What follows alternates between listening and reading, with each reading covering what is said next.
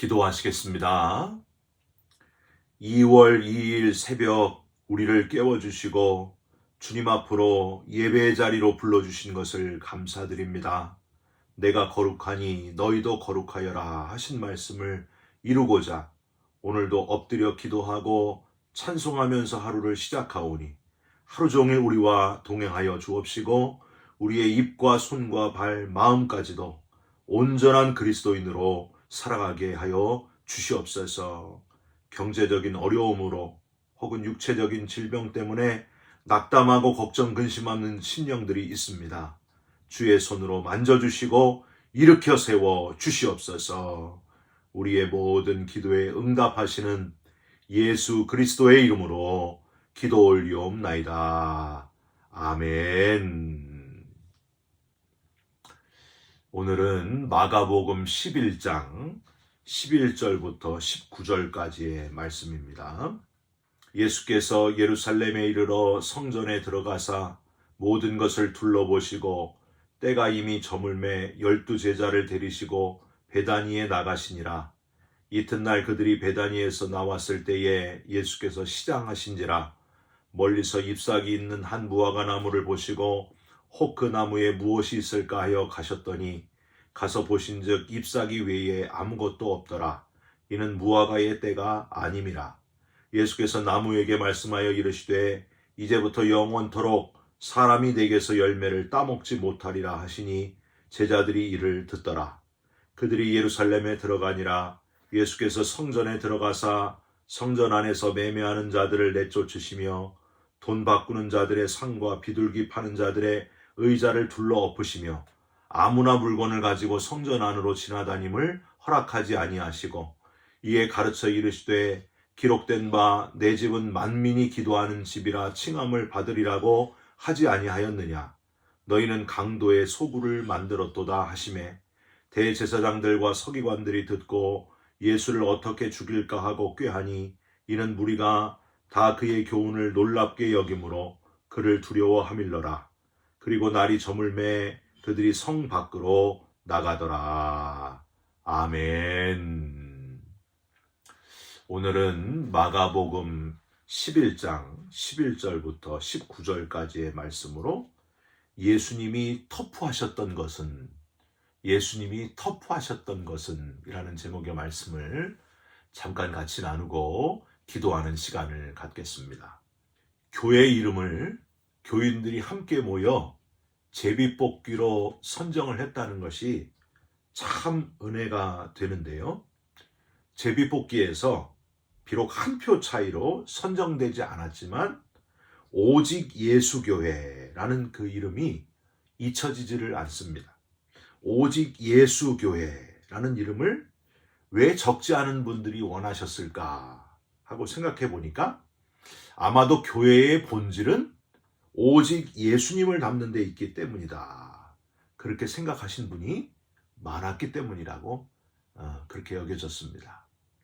여러분은 점점 더 예수님을 닮아가고 계십니까? 우리는 예수님을 닮는다고 하면 주로 온유하고 겸손하신 예수님만 생각하면서 희생하신 예수님, 헌신하신 예수님의 모습에 치중하여 생각하곤 합니다. 그런데 예수님께서도 의외의 모습, 상당히 터프하시고 과격하실 때가 있으셨다 하는 걸 여러분 알고 계십니까? 바로 오늘 본문을 읽으시면서 여러분 느끼셨을 거예요. 예수님은 과격하실 때도 있으셨다. 예수님께서 마귀를 내어 쫓으실 때를 제외하고 아니 이렇게 거칠게 밀어붙이실 때가 있으셨다니. 여러분 오늘 본문 한번 15절을 보십시오. 그들이 예루살렘에 들어가니라. 예수께서 성전에 들어가사 성전 안에서 매매하는 자들을 내쫓으시며 돈 바꾸는 자들의 상과 비둘기 파는 자들의 의자를 둘러 엎으시며. 그런데 여러분 이 상과 의자를 둘러 엎으시는 터프한 모습은 사실 첫 번째가 아니고 성전을 친히 정결케 하신 두 번째 모습이셨다고 하는 겁니다. 요한복음 2장 13절 이후에 보면은요. 첫 번째로 성전을 정화시키실 때, 정결케 하실 때의 모습이 나옵니다. 오늘 마가복음 11장보다 더 터프하고 어떻게 말하면 좀 폭력적이라 할 정도였어요.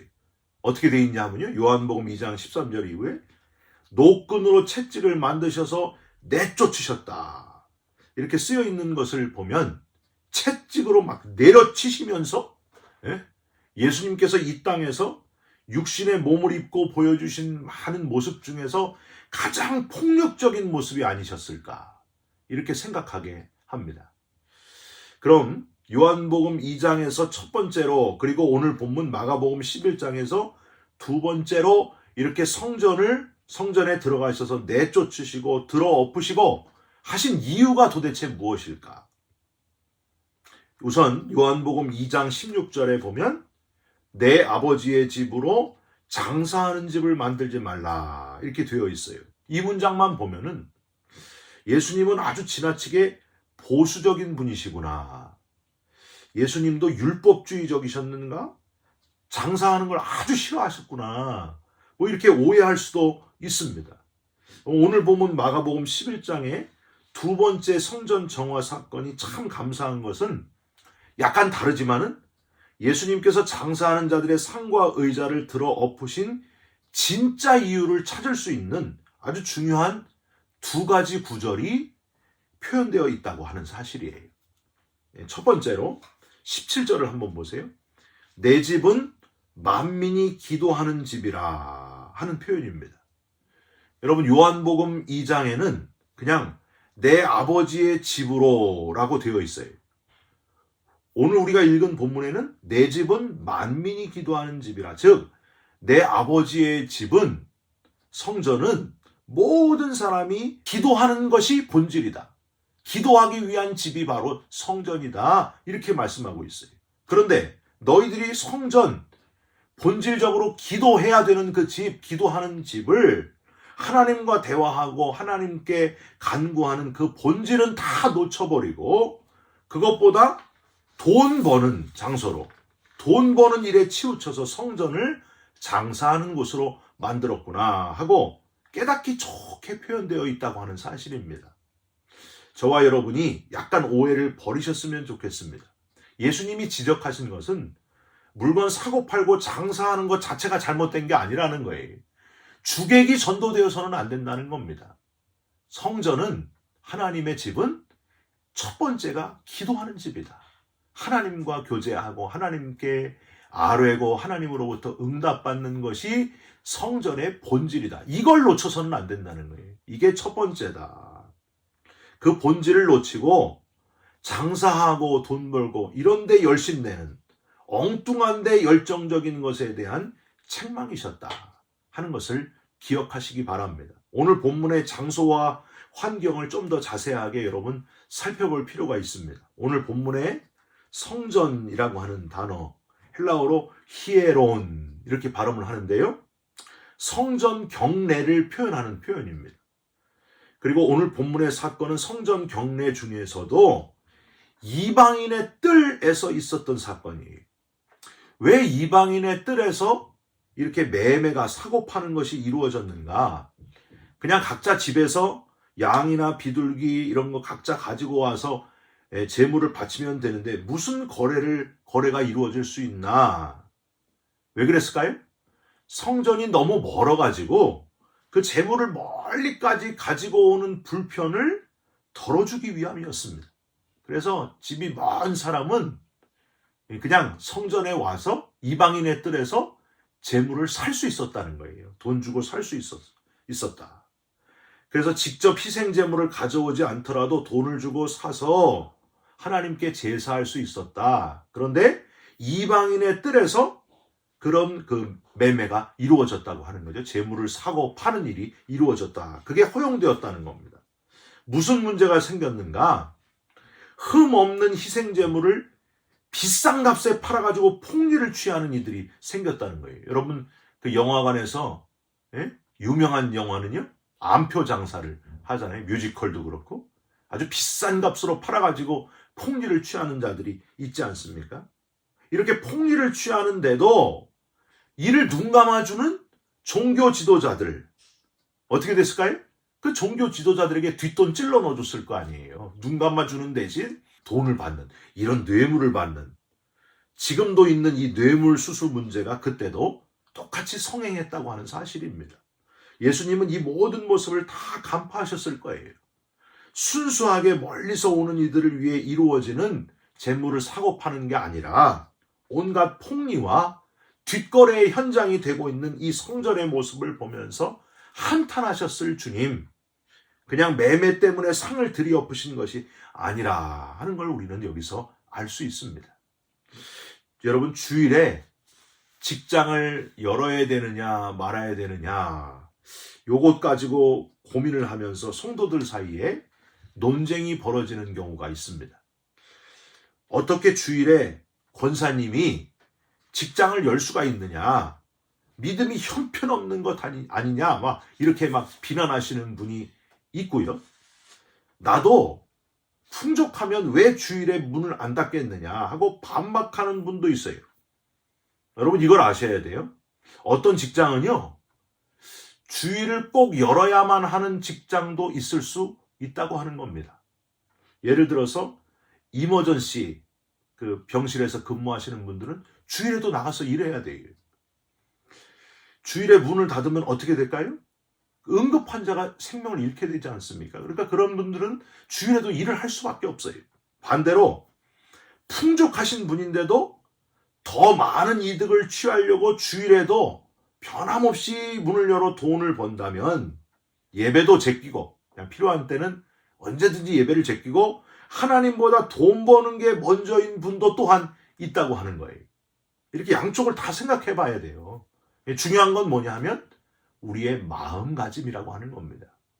우리의 마음이 주님의 나를 사모하는 마음으로 정말 성전을 성전되게 우선순위를 하나님께 두고 있는지가 가장 중요하다고 하는 거예요. 내가 내 삶의 우선순위를 하나님께 두고 있는가, 이게 기준이 돼야 된다는 거예요. 주일에 문을 열고 닫는 게 기준이 아니라 내 마음이 하나님께로 향해 있는가, 주님께서 나의 정말 인생의 주인 되심을 믿고 있는가, 다른 사람을 판단하기 이전에 내 삶의 우선순위를 정말 하나님께 두고 있는지, 아니면 다른 것에, 돈 버는 것에, 다른 학식을 쌓는 것에, 명예와 권력을 취하는 것에 우선순위를 두고 있는 건 아닌지 나를 점검하라고 하는 거예요. 여러분, 한번 잘 점검해 보시기를 주님의 이름으로 부탁드립니다. 다른 사람 함부로 판단하지 말고 막 정죄하거나 그러지 마시고, 내 자신이 먼저 내 삶의 첫 번째가 하나님인가, 나를 구원해 주신 하나님께 감사하면서 첫 번째가 하나님인가, 이걸 잘 점검하는, 우리의 마음가짐을 점검하는 저와 여러분들이 되셨으면 좋겠습니다. 두 번째로, 또 17절 맨 끝에 강도의 소굴이란 표현에서 더 노골적으로 매매하는 이들, 그리고 이득에 눈이 먼 이들의 속마음을 꿰뚫어 보시고 정확하게 지적하시는 주님이셨다 하는 걸 우리는 깨달을 수 있습니다. 여러분, 이 강도의 소굴, 이 표현은요, 같은 표현이 예레미야 7장 11절에도 나와 있어요. 내 이름으로 일컬음을 받는 이 집이 너희 눈에는 도둑의 소굴로 보이느냐? 보라, 나 곧 내가 그것을 보았노라, 여호와의 말씀이니라. 여러분, 강도나 도둑은 어떤 사람들이 자기 것이 아닌데 훔치거나 강제로 빼앗는 사람들 아닙니까? 예수님은 지금 이렇게 매매하는 가운데서, 매매하는 자체가 문제가 아니라 그 안에서 폭리를 취하고 뒷거래를 하는 이 강도나 도둑 같은 요놈들, 이놈들이 사회적으로도 문제가 되겠지만 하나님이 거하시는, 하나님이 다 보고 계시는 성전에서 사회와는 달리 사회의 모범이 되어야 할 너희들이 어찌 이런 행동을, 먼저 악한 행동을, 사회에서도 문제가 되는 행동을 지금 할 수 있느냐. 하나님께 제물을 드려 회개하며 용서받기 위해 나오는 이 자리에서 어찌 이런 일을 할 수 있느냐. 세상만도 못한 일을 할 수가 있느냐, 더 악한 일을 할 수 있느냐, 그걸 지금 지적하신다는 거예요. 제 생각에는 아마도 예수님이 실제로 욕도 하지 않으셨을까, 그런 상상을 하게 됩니다. 여러분 혹시 교회에서 돈 문제로, 명예나 권력의 문제로 폭리를 취하거나 뒷거래 때문에 도둑의 속을 강도의 속을이라고 주님께 책망받을 모습이 우리에게도 있지 않은지를 살펴봐야 됩니다. 여러분, 교회에서 조심해야 된다는 거예요. 교회에서도 똑같이 이런 뒷거래, 이상한 이런 폭리를 취하는 일이 있으면 그 하나님이 기뻐하시겠습니까? 얼마나 한탄하시겠습니까? 사회의 모범이 되어야 할 너희들이 더하는구나 하시는 책망을 우리가 듣는다고 하는 거예요. 여러분, 우리가 감리교인 아닙니까? 이 감리교회의 가장 중요한 특징이 바로 사회구원입니다. 장로교회하고 다른 게 우리는 사회구원을 앞장서는 교단이 바로 감리교단입니다. 그래서 여러분, 한국에 감리교회가 들어갈 때 장로교회는 언더우드 선교사를 비롯해서 교회를 먼저 지었어요. 교회를. 그런데 감리교회는 아펜젤러 선교사를 위시해서 학교나 이런 병원이나 이런 쪽을 먼저 짓기 시작했습니다. 사회를 구원하는 게 바로 감리교회의 특징이에요. 개인도 구원을 받아야 되지만 사회도 구원을 받아야 된다. 사회 구원에 앞장서는 감리교. 여러분, 웨슬리 목사님은 그래서 말 타고 다니시면서 복음도 선포하셨지만은 죽어가고 타락하고 부패한 영국 사회를 구원해내신 분이 바로 웨슬리 목사님이다 하는 겁니다. 사회를 변화시키고 정화해야 될 우리가 사회의 부패한 모습을 똑같이 가지고 있어서는 되겠냐는 거예요. 어떻게 사회를 변화시킬 수가 있겠습니까? 우리가 그렇게 하지 못하는데 어떻게 사회가 변화돼야 된다고 얘기할 수 있겠어요? 너희들이나 똑바로 해라 하는 비판을 듣고 말 겁니다. 여러분, 지금 사회에서 어느 때보다도 교회가 좋은 평판을 듣지 못하고 있는 걸 저와 여러분은 인정해야 됩니다. 교회 다니는 것들이 더해 이런 책망에 저와 여러분은 뭐가 더해 그리고 막 싸울 게 아니고 주님께 들을 책망을 걱정을 해야 된다는 거예요. 교회를 강도의 소굴로 만드는구나, 교회를 도둑의 소굴로 만드는구나 하는 주님의 책망을 우리가 들을 수 있다는 사실을 늘 기억해야 됩니다. 마지막으로 이제 앞으로 돌아가서 잎만 무성하고 열매가 없는 무화과 나무를 저주하신 이야기를 이제 생각해 보시기 바랍니다. 여러분, 앞에 있어요. 11절부터 그리고 이제 14절까지에 보시면은 바로 이 열매 맺지 못한 무화과 나무를 저주하신 내용이 나오죠. 여러분, 이스라엘의 이 무화과 나무는요, 5월, 6월경부터 시작해가지고 늦게는 9월, 10월까지 그 열매를 딸 수 있습니다. 하지만 예수님께서 지금 무화과 나무를 발견하실 때는 언제냐면 6월절, 이제 제사 드리러 오는 그 6월절이 임박한 때 곧 4월경이었다는 거예요. 13절 끝에 이는 무화과의 때가 아님이라 이렇게 되어 있는데 아직 무화과 나무가 열매를 맺을 때가 아니었다고 하는 겁니다. 5월 달부터 맺게 돼 있어요. 원래 무화과 나무는 열매부터 먼저 맺고 그 후에 잎사귀가 나오는 식물이었기 때문에 잎사귀가 무성한 무화과 나무는 얼른 보면은 열매가 있는 것처럼 보여가지고 예수님뿐만이 아니라 지나가는 행인도 갔다가 실망하는 그런 일들이 있었다고 하는 거예요. 여러분, 예수님은 이 무화과 나무를 통해서 무화과 나무가 아니라 겉만 번지르르 하고 속이 빈 예루살렘 성전의 모습을 연상했다 하는 겁니다. 또 거룩의 열매 없이 외식하는 종교 지도자들의 모습, 겉으로만 거룩한 척하는 그들의 모습을 생각하셨다는 거예요. 율법과 전통의 잎사귀는 무성하지만 메시아 신앙의 열매가 없는 유대인들의 모습을 보셨다고 하는 겁니다. 저와 여러분들이 열매 없는 무화과 나무처럼 겉만 번드르르 하고 속이 빈 열매 없는 교인이 되지 않도록 거룩한 열매 맺는 성도가 되도록 지금부터라도 스스로를 바꾸어 가시기를 주님의 이름으로 부탁드립니다. 성령의 9가지 열매가 있잖아요. 사랑, 희락, 화평, 인내, 자비, 양선, 충성, 온유, 절제. 이런 많은 성령의 열매들을 우리가 다 맺어가야 된다고 하는 거예요. 그냥 겉만 번드르르한 교회만 왔다 갔다 하는 그냥 교인 정도로 머물지 마시고 열매를 맺어가는 살아있는 그리스도인, 거룩한 성도의 열매를 맺는 저와 여러분들이 다 되셨으면 좋겠습니다. 내 마음가짐을 온전히 하나님께로 향하는 자가 되시고 사회를 정화시키는 그리스도인이 되시고 열매를 맺는 그리스도인이 되셔서 하나님이 기쁘게 받으시는 아름다운 성도의 향기를 뿜어내시기를 주님의 이름으로 축원드립니다. 기도하겠습니다. 하나님, 혹시 내 마음이 어디로 향해 있는지 다시 돌아보게 하여 주시옵소서. 지나친 욕심 때문에 폭리를 취하고 뒷거래를 하는 강도의 속을 도둑의 소굴로 만들고 있는 자가 바로 내가 아닌지를 돌아보게 하여 주시옵소서.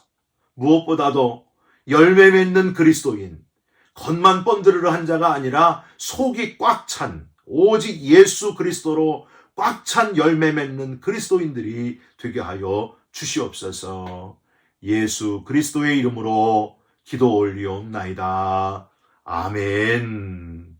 하늘에 계신 우리 아버지여, 이름이 거룩히 여김을 받으시오며 나라가 임하시오며 뜻이 하늘에서 이루어진 것 같이 땅에서도 이루어지이다. 오늘 우리에게 일용할 양식을 주시옵고 우리가 우리에게 죄진 자를 사하여 준 것 같이 우리 죄를 사하여 주시옵고 우리를 시험에 들게 하지 마시옵고 다만 악에서 구하옵소서. 나라와 권세와 영광이 아버지께 영원히 있사옵나이다. 아멘. 사랑하는 성도 여러분, 오늘도 내 마음을 잘 점검하시고 열매 맺는 하루를 살아가시기를 주님의 이름으로 부탁드립니다. 여러분 사랑합니다. 축복합니다. 감사합니다.